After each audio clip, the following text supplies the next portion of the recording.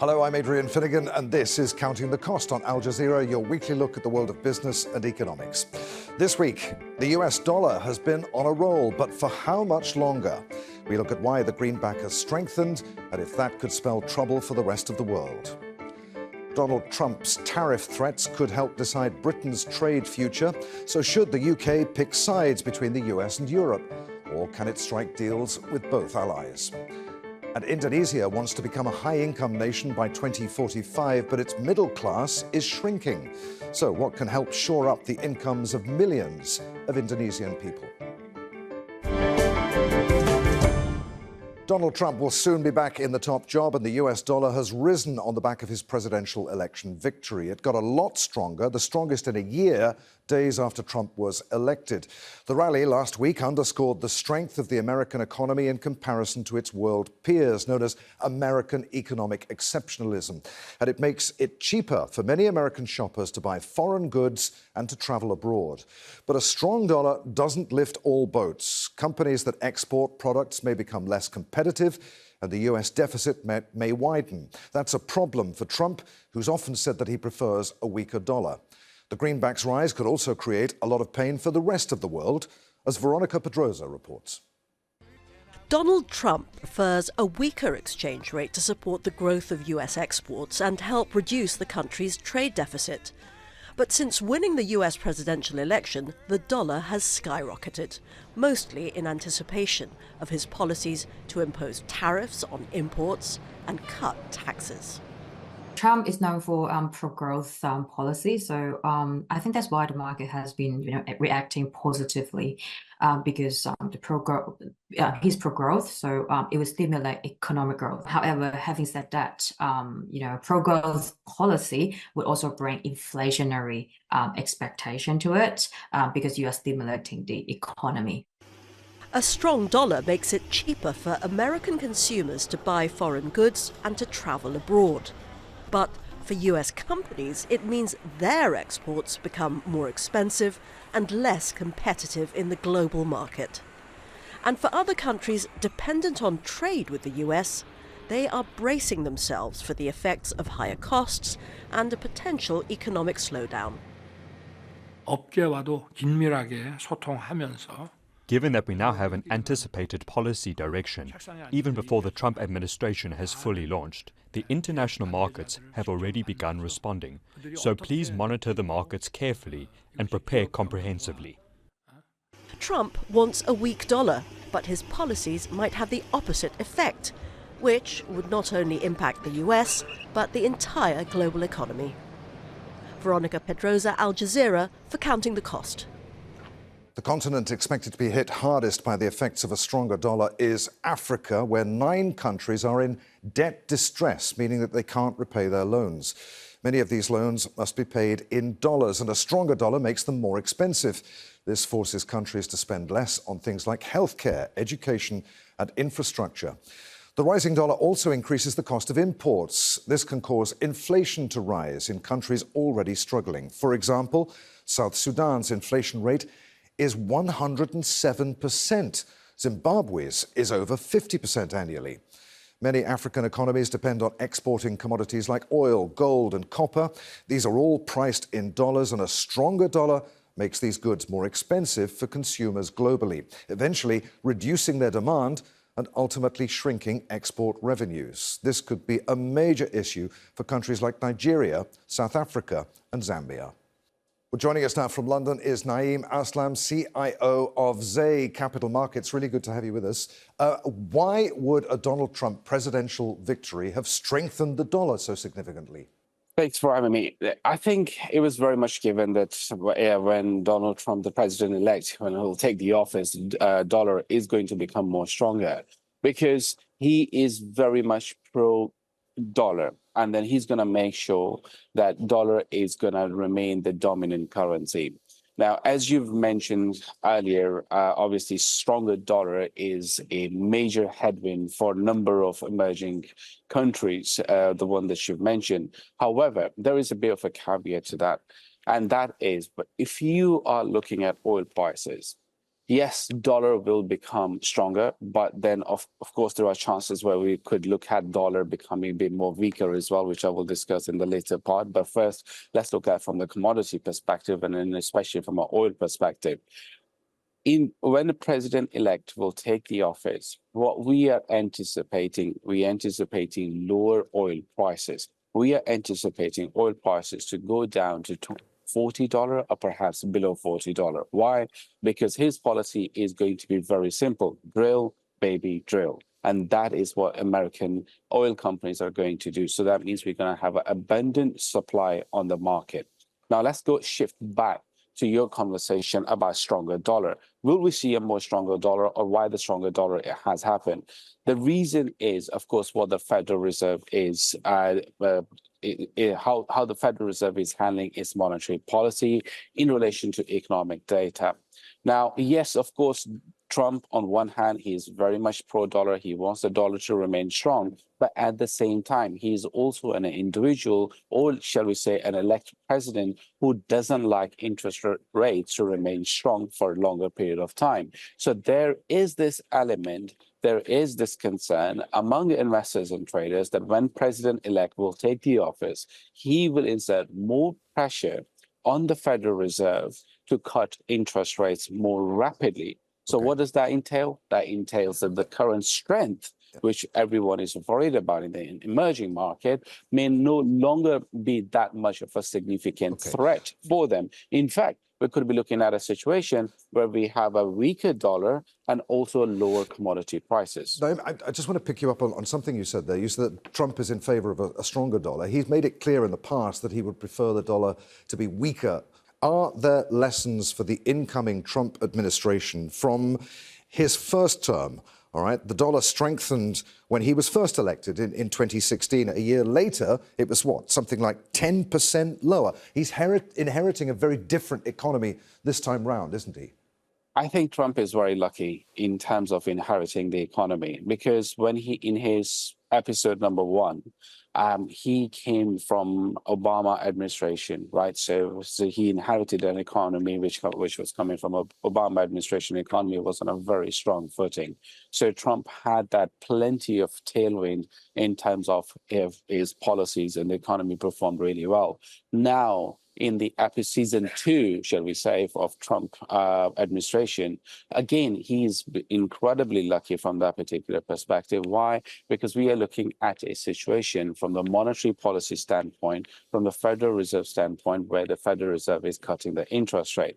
And we all know one thing for sure, and then history tells us over and over and over again, the market loves dovish Fed, meaning when interest rates are cutting, when monetary policy is actually more on the dovish side. So I think that is what we are going to see in the season 2 of Trump administration as well. So this administration is going to have a lot more experience of what they did in the season 1, i.e. when Trump was back in the office, and use that experience as a leverage to perform and do better steps. At least that is what is anticipated among the investment community. Could you foresee a situation where the dollar weakens against the euro, the pound, the yen, significantly below parity, perhaps even? Not below parity. That's not our base case scenario, or among the major banks that on Wall Street that we can see below parity. Below parity, all the threats of that happened during Bush administration, when we were seeing financial crisis, significant dovish monetary policy, significant interest rate cuts. Now, even though we are anticipating a dovish monetary policy, meaning a number of interest rate cuts going into the next couple of years, but no one is going to expect for that number or the parity to take place. There is a possibility that we could perhaps see in terms of the euro, but in terms of sterling or other major G10 currencies, I think, especially in terms of sterling, I don't think we're going to get there until and unless, of course, the UK decides to have a more self-inflicted injuries like the one they had before, i.e. Brexit. You couldn't foresee a situation then where Trump troubled by a dollar that's simply too strong for his liking, introduces something like the Plaza Accord we saw in the Reagan administration, where the dollar was effectively devalued in coordination with allies. Well, look, I'm glad that she brought those particular points, and they're very interesting point. But again, the base case scenario is going to be what the Federal Reserve or the monetary policy is really going to be doing, how much pressure is going to insert on the Federal Reserve chairman, and if the Federal Reserve is going to have its own choice of making the interest rate. So free flow, absolutely not the base case scenario among many investors or even in the options market. Naeem, really good to talk to you. Many thanks indeed for being with us. Pleasure to be here. Britain must choose between the European Union's socialist model and the American free market. That's the demand of a top economic advisor to President-elect Donald Trump. The ultimatum made in media interviews comes with an incentive. Stephen Moore said that if the UK sides with his nation, there'd be more willingness in the Trump administration to sign a trade deal between the two allies. Critics, though, say that Moore's comment is a statement of ideology and interferes in Britain's political affairs. The Governor of the Bank of England, Andrew Bailey, has warned the UK government against picking sides. But is the UK really caught between two economic models, or does it have other choices? Well, that potentially depends on what's at stake. The UK might face higher tariffs on exports to the US if it chooses to stay closer to Europe. On the campaign trail, Donald Trump has threatened levies of up to 20% on all American imports, with additional tariffs of 60% to 100% on goods bought from China. Trade talks between the UK and the US also hang in the balance. They've long stalled because of disagreements over agricultural standards, including concerns over the import of chlorinated chicken and hormone-treated beef into Britain. But the Bank of England has urged Britain's Prime Minister Keir Starmer to step up ties with the EU, saying that the UK's exit from the bloc has weighed on the nation's economy. Now, in trade, it's numbers that matter. Commerce between the UK and Europe is 3 times larger than between the UK and the US. Taken as a bloc, the EU is the UK's largest overall trade partner, accounting for 43% of trade, while the US is Britain's single largest trade partner with more than $388 billion worth of goods and services this year. The UK could face an almost $28 billion hit to its exports if Trump imposes a blanket 20% tariff on all imports, according to new analysis by the University of Sussex's Centre for Inclusive Trade Policy. While researchers at Aston University in England estimated that between 2021 and 2023, annual UK exports of goods to the EU were 17% lower than they would have been had Brexit never happened. Joining us from Colchester in the UK is Howard Reid. He's the Director of Landman Economics and the former Chief Economist at the Institute for Public Policy Research. Good to have you with us, Howard. Does the UK really have to make this choice between the US or the EU, or is the Governor of the Bank of England right when he said the UK should just continue trading with everyone as it's always done? Well, I think the UK will continue to trade with both blocs, the US and the EU. I think what may happen is that, as you've said, the Trump administration may try to pick the UK off, as it were, by offering a preferential deal. I think it would be dangerous to sign up for that, because I think it might affect the UK relationship with the EU, which is our current biggest trading bloc and likely to remain so. So I think it would be dangerous to kind of take that bait, or for the UK to take that bait from the US, particularly as they're likely to insist on opening up certain markets, such as chlorinated chicken, hormone-fed beef in the agricultural sector, which most UK consumers just don't want to see that happen. And so the UK government would find itself very unpopular at home were it to proceed down that road. OK, as you say, Britain would always be the junior partner, given the size of the US economy, in any trade deal. Is it really worth Britain's while? And you mentioned the issue of, hormone-treated beef and chlorinated chicken. Would the British public stand for it? I think they really wouldn't stand for it. Well, the British public wouldn't stand for it. I mean, poll after poll has showed they're really opposed to these kind of products entering the British market. And also, I don't think the UK farming sector would stand for it. The UK government's currently in a kind of dispute with the the British farmers over changes to inheritance tax, which the farming lobby has kind of exaggerated this because most farms in the UK won't be paying inheritance tax, even though it's been imposed on like really big farms. But at the moment, it's probably the worst possible time for the British government to get into a dispute with its own agricultural sector. And so I think it's very unlikely that Keir Starmer and the UK government will take up the US on that sort of preferential trade offer, even if it was actually offered. And obviously, we don't know yet what the Trump administration will actually do. So which would cost the UK economy more, failing to address the gap caused by Brexit or the 20% tariffs that Trump is threatening on all goods imported into the US? Well, I would say that the UK needs a closer trading relationship with the EU more than it needs a closer trading relationship with the US. And so, I mean, even if we went along with some of what the US or Trump was suggesting, Trump is a very kind of capricious and wild card character, very difficult to second guess. His policy is probably going to lead to significant costs for the US economy, probably boost inflation in the US. So we may find that in a few years, the US economy is currently doing better than the EU in terms of growth of GDP per head. But after a couple of years of Trump, that might no longer be the case. So the EU might begin to look like a much better option for the UK. And obviously we have Brexit, which was a big kind of case of shooting ourselves in the foot. Whilst I don't think we'd be able to rejoin the EU anytime soon, we can at least push for a closer trading relationship with the EU, and I think that's definitely what the UK should do. I wanted to ask you about that. If Trump imposes these 20% import tariffs on all goods coming from the EU, to what extent does the EU need trade with Britain, to the extent that they possibly will give Britain more favourable trading conditions?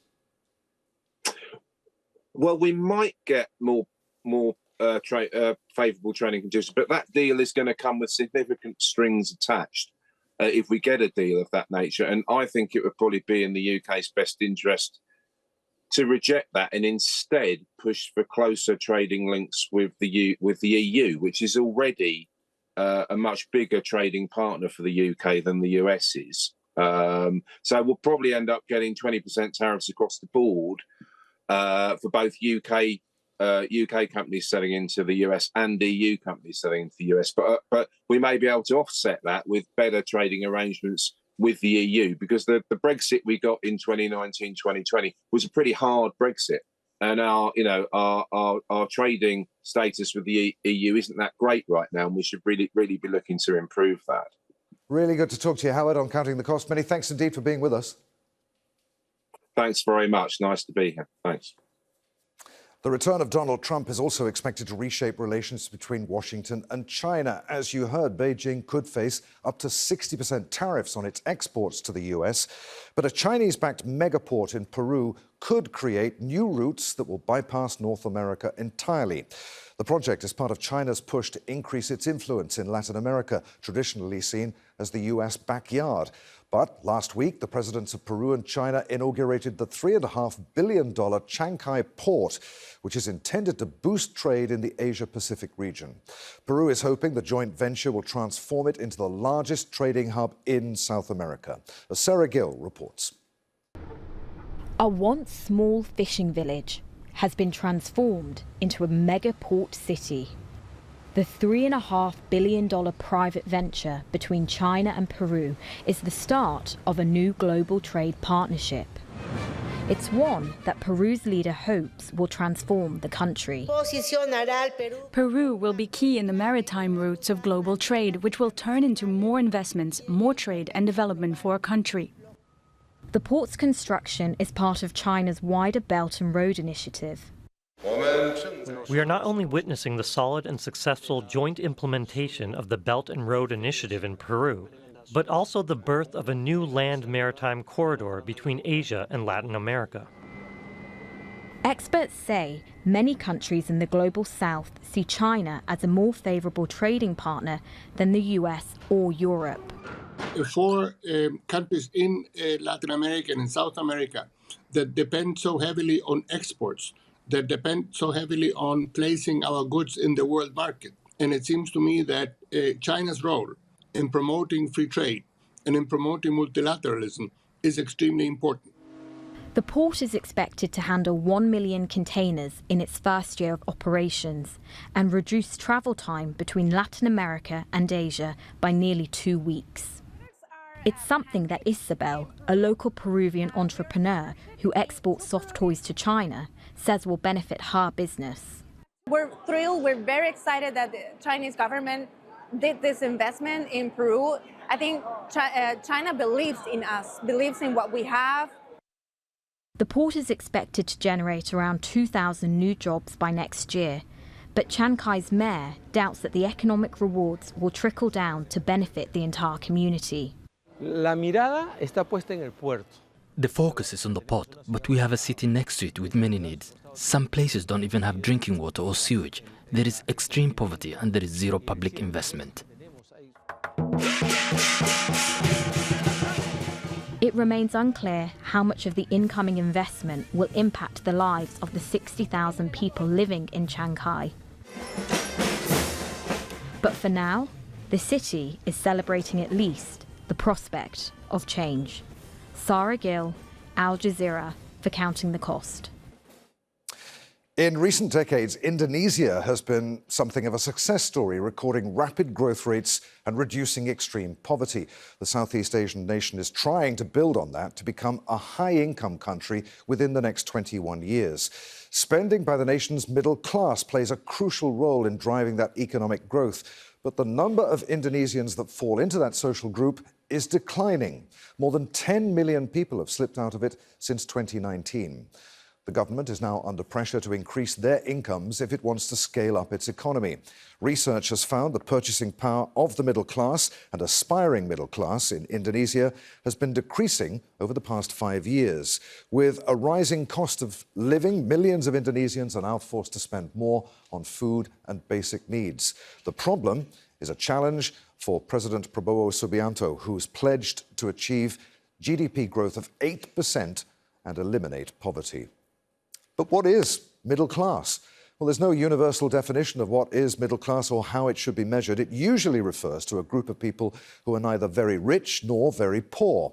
By World Bank definition, they're economically secure, which means they have enough income to cover basic needs and some extra money to spend on luxuries such as vacations and hobbies. Based on the institution's criteria, the Indonesian government classifies those who spend between $132 to $643 a month as middle class. Their spending accounts for nearly 40% of private consumption and more than 80% if combined with the aspiring middle class, who spend between $57 and $132 a month. Joining us from Jakarta in Indonesia is Tobias Basuki. He's the managing director and co-founder of Aristoteles Consults and former senior researcher at the Center for Strategic and International Studies. Good to have you with us, Tobias. Why is Indonesia's middle class declining? Thanks for having me, Adrian. Yes, that's, I think, a major report recently published by the Indonesian Statistical Agency sounding the alarm of a declining middle class. In general, the problem is a bit multifaceted.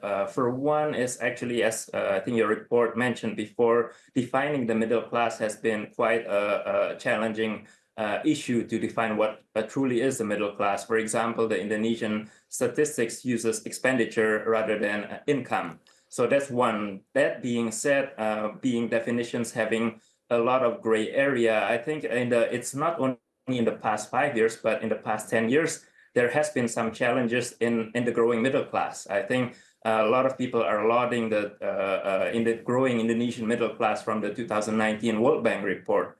But since then on, I think there's a lot of economic policies, in addition to also the impact of the COVID-19 pandemic that actually reduced a lot of the income capacity, not income capacity, but expenditure capacity, and also rising costs within the Indonesian middle class and other issues. Yes. So what does the Indonesian government need to do to fix this?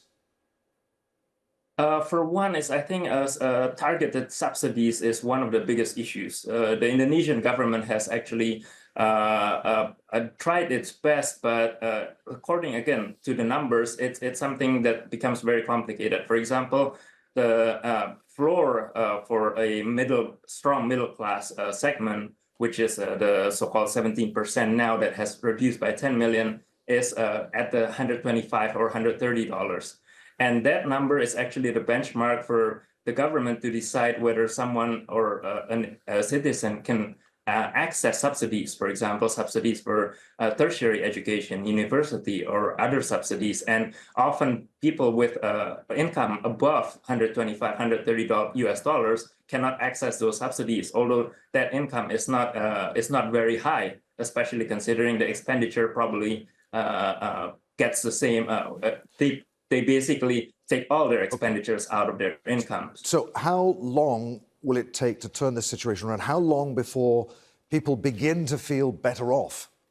Yeah, I think that's a million-dollar question. Of course, Indonesia is not necessarily in a completely bad shape. The economy is growing even after the pandemic happened. The economic growth again gets close to 5%. But I think the incoming government, Prabowo government, will be very crucial in what kind of policies they're doing. But at this point, we are still a little bit worried because a lot of the signature projects of both presidents, the ex-president Joko Widodo and the current president Prabowo, and the free lunch program and the new capital by the ex-president will actually be a fiscal burden towards Indonesian government in order to actually grow the economy effectively. So I'm hoping that the incoming government will recalculate and rethink a lot of its policies, especially its fiscal policies, which is also now a big issue in Indonesia. The rising of the value-added tax to 12% beginning January 2025 now is already getting a lot of rejection from society because it has a multiplier effect that will undercut the middle class's spending capacity. Tobias, it's been really good to talk to you on Counting the Cost. Many thanks indeed for being with us. Thank you, Adrian. Thanks for having me. And that's our show for this week. If you'd like to comment on anything that you've seen, I'm at @afinnegan on X. Try to remember to use the hashtag AJCTC, or you could drop us a line. Countingthecost@aljazeera.net is our email address. As always, there's plenty more for you online at aljazeera.com/CTC. That takes you straight to our page, and there you'll find individual reports, links, even entire editions for you to catch up on.